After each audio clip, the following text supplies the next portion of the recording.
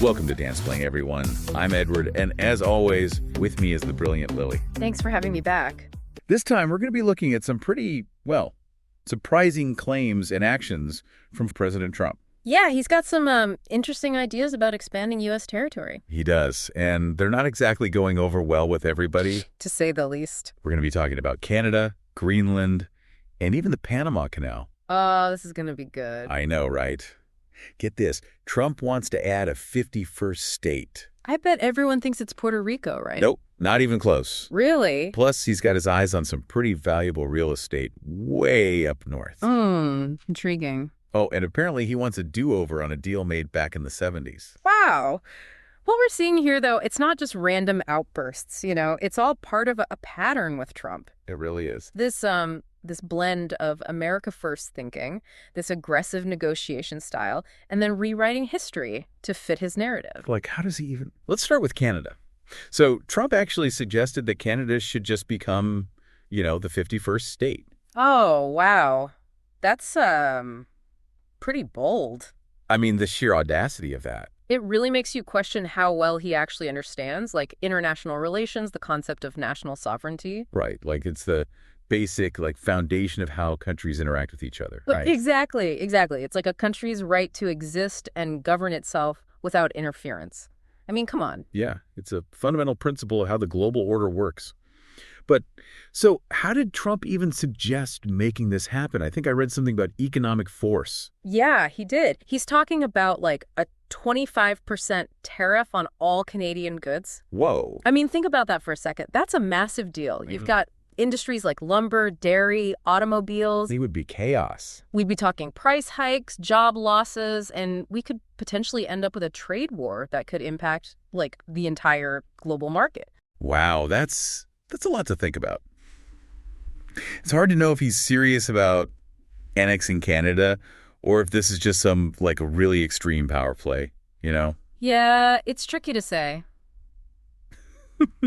Is there any chance he'd actually follow through with something like that? I mean, Trump does have this history of using, extreme rhetoric as a tool. Yeah, to get what he wants. Exactly, to get what he wants. So it's possible that he's just trying to strong-arm Canada, maybe get some concessions on trade or on other issues. Mm-hmm.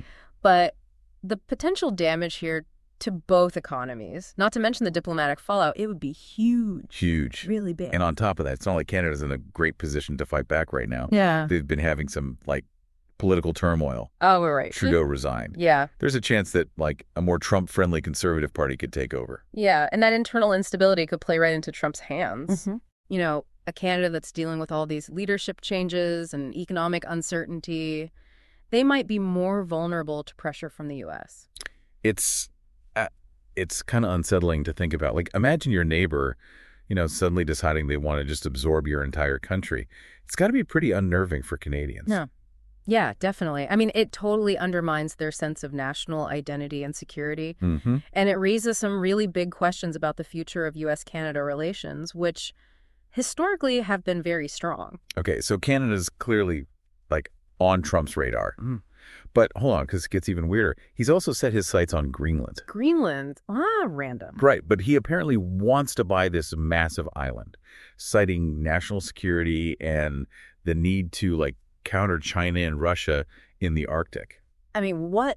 How does Greenland even factor into all that? It seems so far removed from everything. It does, but Greenland is becoming a lot more important strategically and geopolitically. Okay. It's got this very unique position in the Arctic. Right. And the Arctic is getting more and more important because of melting ice, new shipping routes.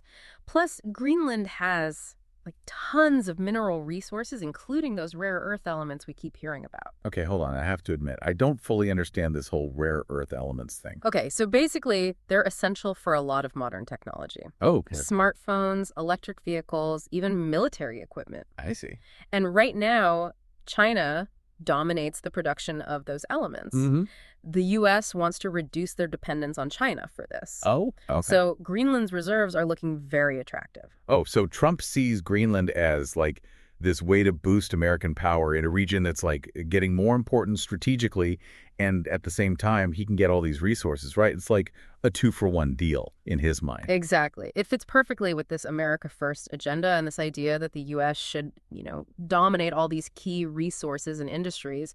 And, he's even suggested using high tariffs against Denmark. Wait, Denmark? Which, by the way, controls Greenland. Oh, okay. And he hasn't ruled out military action. What? Military action to take over Greenland? It's crazy. Yeah, But it's pretty extreme. And I thought I read that both Greenland and Denmark said they're not interested. yeah, they have. Okay, They firmly rejected Trump's little advances. okay. And they see Greenland as being like intrinsically linked to their own identities and sovereignty. Yeah, I mean, it would be a huge mess if the U.S. tried to force this. diplomatically. Yeah, huge diplomatic mess. So it seems like Trump is facing resistance on like all fronts. Pretty much. But it does raise a question, like, is it ever okay for one country to just buy territory from another country? Like, I mean, the U.S. did buy Alaska from Russia. It's a complicated question. Yeah, Things have changed a lot since then. imagine. Like self-determination, where people have the right to choose their own government, that's a lot stronger now. And trying to forcefully annex territory, it's not cool. Not cool. Not in modern international relations. It would be seen as a violation of international law and like a total return to colonial thinking. Yikes. So I guess acquiring Greenland today is probably not going to happen. Not without some major pushback from the international community. Yeah. And I bet it's not helping our relationship with Denmark. Not at all. They're a key NATO ally. Right. It's definitely strained relations. And it's a good example of how actions like this can have ripple effects that go way beyond just the immediate situation. It's like dominoes. Exactly. Okay, so we've got Canada and Greenland on Trump's wish list. Buckle up. Wait, there's more? Yeah. He's also fixated on the Panama Canal. He's claiming that the U.S. should just take back control, accusing Panama of mismanagement and unfair fees. Classic. He's like on a mission to rewrite history. It's the same pattern again, right? Yeah, it really is. He even falsely claimed that China's running the canal, Really? playing into all this anxiety about China's global influence. Well, that's interesting because it seems like he's using a similar playbook in each case, like creating this sense of crisis, whether it's about trade deficits, national security, even Chinese involvement. It's like he's justifying these bold moves by appealing to people's fears and anxieties. It's textbook. He does this all the time. He's framing these situations as crises so that he can swoop in as this like strong leader who's going to fix everything. Right, right. But as we've been seeing, the reality is much more complicated than his rhetoric suggests. Okay, so let's dig into the Panama Canal situation. What's the truth about these accusations of mismanagement and unfair fees? Okay, so the Panama Canal is actually managed by the Panama Canal Authority. Okay. And they have a system of standardized tolls that are based on ship size and cargo type.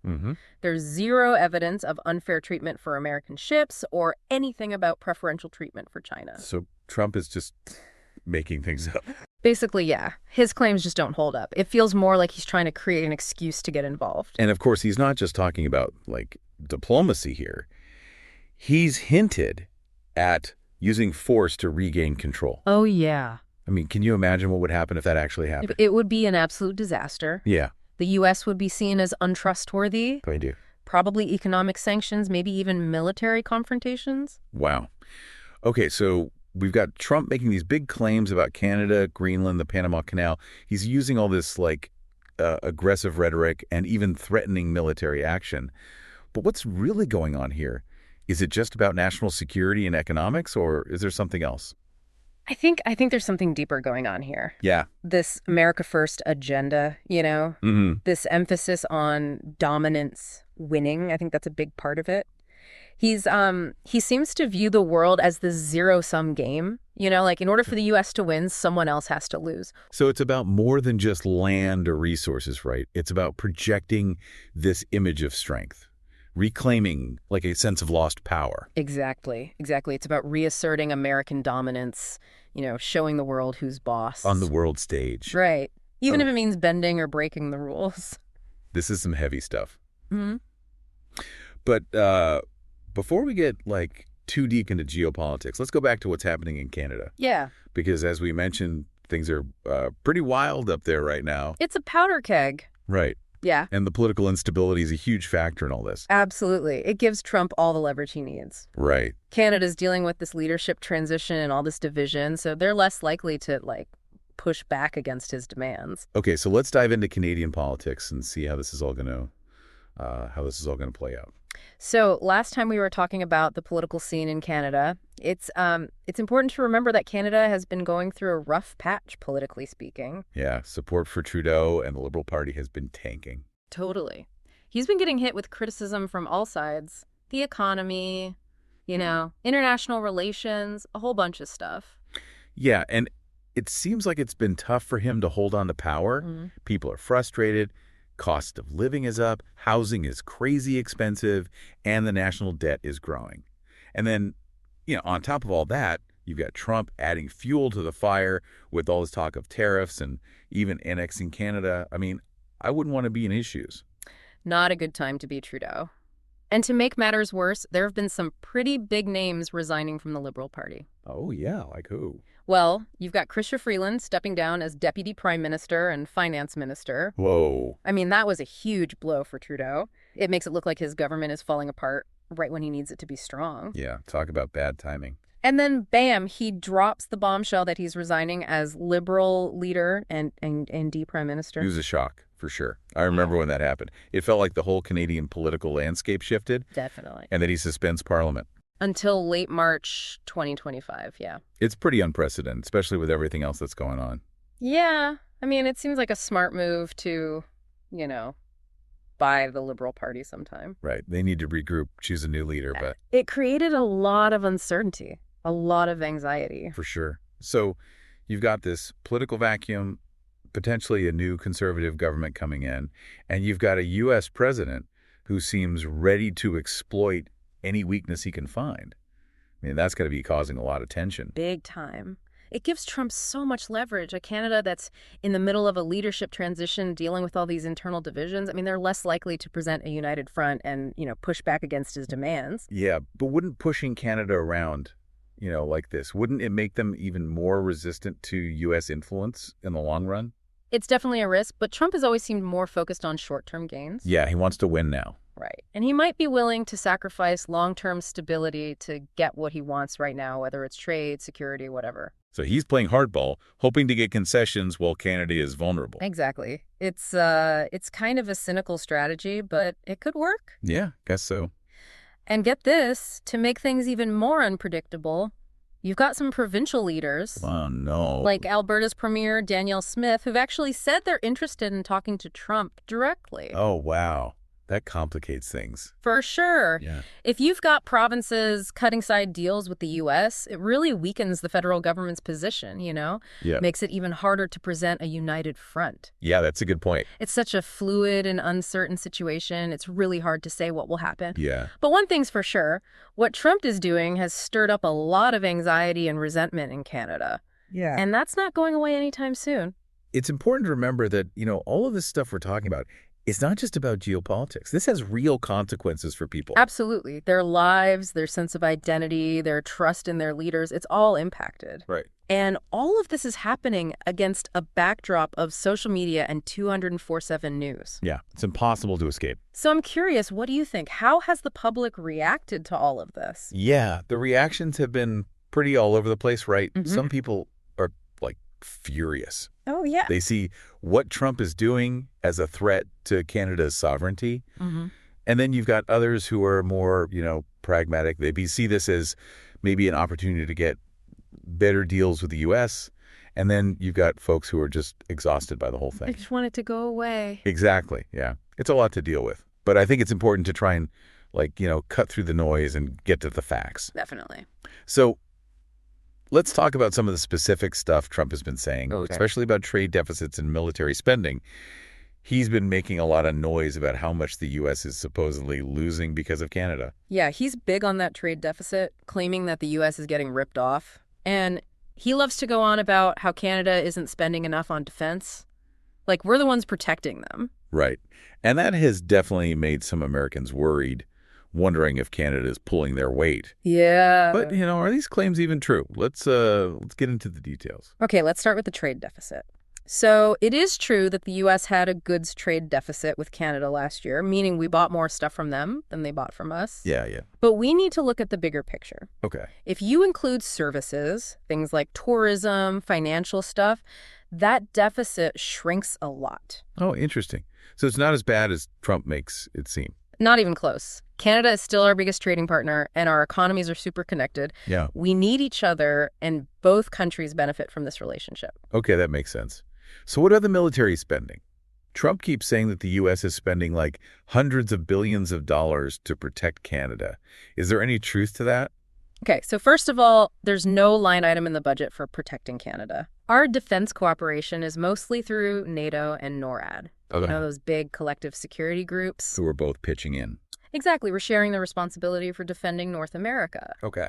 And yeah, Canada's military spending is below the NATO target, but the U.S. also benefits a lot from these arrangements. So it's not like a one-way street. We both get something out of it. Exactly. To say that the U.S. is single-handedly protecting Canada, that's just not true. It's way more complicated. It's a really oversimplified way of looking at a complex situation. It seems like Trump is using these exaggerated claims to kind of push his agenda, even if he has to bend the truth. Oh, absolutely. This is what he does. He mixes fact with exaggeration and sometimes outright lies to play on people's emotions. Which is why it's so important to, to be critical of the information we consume. Always. Especially when it's coming from someone who has a clear agenda. Right. There's always a bias. Yeah. Always an angle. We need to be aware of that manipulation and do our own research to make sure we're getting the full picture. Well said. Okay, so we've debunked some of Trump's claims about Canada. And we've talked about how complicated this all is. But we still haven't really gotten into his interest in Greenland. Ah, yes, Greenland, the Arctic mystery. Yeah, like what makes this place so important strategically? And why is Trump so fixated on getting his hands on it? Okay, so Greenland is interesting for a lot of reasons. It's strategically valuable, but it also raises a lot of ethical questions about how we acquire territory. It's massive. Yeah, I saw a map. It's huge. And it's right in the middle of the Arctic, which, as we talked about before, is becoming more and more important. Right, because of climate change. The ice caps are melting, which means new shipping routes, new opportunities for resource extraction. So the Arctic is becoming more valuable, ADD more contested. Exactly. And right in the middle of it all is Greenland. With all those mineral resources. Oh, yeah, don't forget about those. The rare earth elements. The key to all our fancy tech. Controlling Greenland would give the U.S. access to a huge source of those minerals. Which is super important to Trump. Totally. Yeah. He sees Greenland as a way to boost U.S. power in the Arctic, keep China in check, and get his hands on all those valuable resources. He's even saying it's vital to national security. National security. Yeah, sure. Really, it's a big chunk of ice thousands of miles away. Yeah. How does that affect us here? It's all about the way things are changing in the Arctic, geopolitically speaking. Okay. As the ice melts, the region is becoming a lot more accessible, and countries like Russia and China, they're stepping up their presence. They're trying to increase their influence there. So the U.S. is feeling a little left out, a little nervous about losing its edge. Exactly. And in Trump's mind, Greenland is the answer. It's already home to Thule Air Base. Right, that big U.S. military installation. It's used for all sorts of things. Surveillance, missile defense, you name it. So if Trump got his way, acquiring Greenland would give the U.S. a huge boost in the Arctic and at the same time block China and Russia. That's the idea. 2 birds, 1 stone. But we've already talked about how Greenland and Denmark are not on board with this plan. Not at all. They said no pretty clearly. They're not interested in being bought and sold. And, it's a good reminder that even today, the idea of one country just taking over another's territory, it's not going to fly. Nope. People value their independence. They're proud of their countries. That idea of national sovereignty is still really powerful, and ignoring it comes with a price. Okay, so we've talked about Canada. We talked about Greenland. Now let's get back to the Panama Canal. This one is really interesting because it involves all these historical grievances and economic interests. And then you've got Trump's habit of rewriting history. Oh, yeah. The Panama Canal has a special place in U.S. history. It does. I mean, it was a huge project. It was a symbol of American power and ingenuity. Right. And it was so important for global trade. We had a lot of control. But we gave it up in 1977. Right. And I think for some folks, that felt like a defeat. Yeah, a symbol of American decline, maybe? Yeah, exactly. I think for people who believe in this America First stuff, giving up the Panama Canal was really hard to swallow. I can see that. It felt like we were surrendering something that was rightfully ours. We built it, we ran it for decades. And now Trump comes along and says, nope, we made a mistake, we need to take it back. It's like he's channeling all that resentment, that nostalgia, for a time when America was on top. Exactly. He's feeding into this narrative that America was somehow tricked or weakened by letting go of the canal, and that by taking it back, we can be powerful again. But as we talked about, it's not that simple. Not at all. Giving control of the canal to Panama was a long process. Years of negotiations. And we realized that Panama had a right to their own territory. A right to their own destiny. And to try and undo that now, to use force or threats, it would be disastrous. Totally. It would ruin our credibility, damage our relationships with important allies, and potentially create chaos in a region that's been pretty stable. It's so short-sighted. And on top of all that, it's not even clear that it would work. Would taking back the canal really make America great again? Or would it just cause more problems? I think it would cause way more problems, more resentment. It would cost a fortune. Yeah. And I don't think it would give the U.S. much of a strategic advantage. So it's really more about the symbolism than anything else. I think so. It's about wanting to win back something that was lost, even if it doesn't really benefit us. It's this longing for a time when America was the undisputed global power, and that desire to get that back, even if it means using tactics that backfire. That's a really interesting point. It's a little scary, too. This kind of thinking can be dangerous. Definitely something to keep in mind. Okay, I want to shift gears a bit and talk about the reactions to all of this. It's one thing for Trump to make pronouncements, but it's another thing for the world to just accept them. Right. The reactions, both here and internationally, have been so important. They have, and they show us the limits of Trump's power and the strength of the international system. Okay, so let's start with Canada. I mean, I can't even imagine how they must be feeling. Confused, angry, maybe even a little amused by how ridiculous this all is. It's definitely been a mix of emotions. But one thing is clear. There's a lot of national pride in Canada. They reject this idea that they could ever be part of the U.S. They find Trump's comments insulting, disrespectful. I can see that. I mean, no country wants to be told they should just become part of another country, especially when that other country is often seen as, well, the overbearing neighbor. Exactly. But there have been a few voices in support of Trump. Really? Yeah, mostly people who agree with his politics or who think that closer ties with the U.S., even if it means giving up some independence, would be a good thing. Interesting. But that's not the majority opinion. Not even close. Most Canadians want to stay independent. They want to control their own future. Makes sense. I mean, you can debate trade deals, military cooperation, but to suggest that a whole country should just disappear, that's a different story. Yeah. What about the political fallout in Canada? We already talked about the issues within the Liberal Party, but how has the rest of the political scene reacted to all of this? You know, it's actually brought everyone together. Really? Yeah. Politicians from all sides have condemned Trump's comments. They've all said that Canada's sovereignty is not up for grabs. Wow. So in a weird way, Trump has actually united Canada. It's that whole rally around the flag thing. When you're threatened, everyone comes together. Exactly. They put aside their differences and present a united front. It looks like Trump underestimated Canadian pride. But let's move on to Greenland. How have the people there and in Denmark responded to Trump wanting to buy their territory? Yeah, what's their take? It's been overwhelmingly negative. Yeah, I can imagine. Especially Greenlanders. They're outraged. They're saying their homeland isn't some piece of real estate that can just be bought and sold. Of course not. They value their independence, their culture.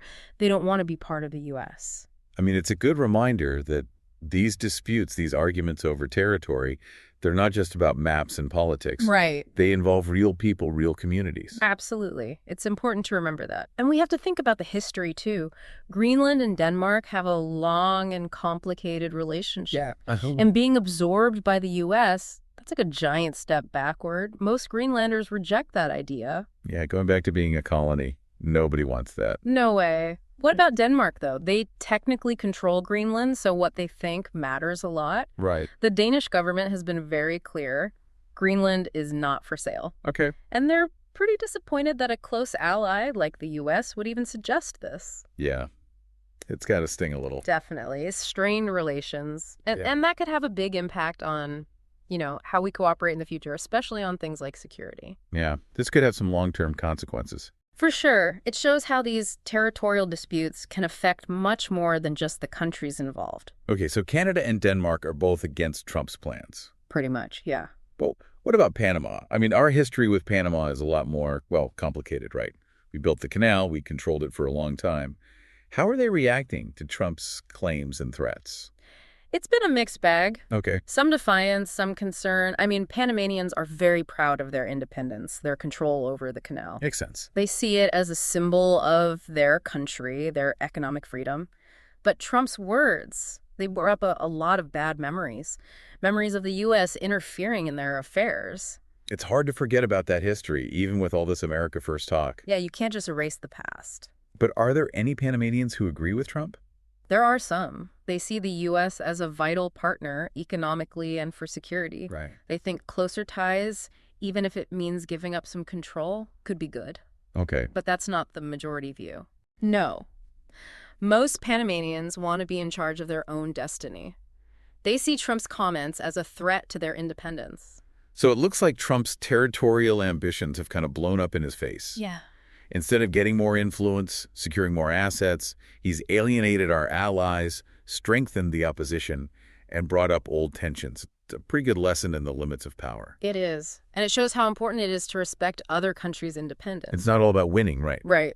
In today's world, going it alone, it almost never works. No. We need to work together, be diplomatic, and recognize that we all have common goals. That's the only way to solve these complicated problems. Okay, listeners, we've come to the end of our deep dive into Trump's territorial ambitions.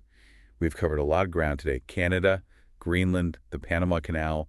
We've talked about his motivations, his tactics, how people have reacted, and the potential consequences. We've really gone deep. We've talked about geopolitics, economics, history, national identity. It's been a lot, and hopefully we've shown you how important it is to think critically, check the facts, and have meaningful conversations about these issues. The world is complicated and always changing, so stay informed, stay curious, and don't be afraid to question everything. Awesome advice.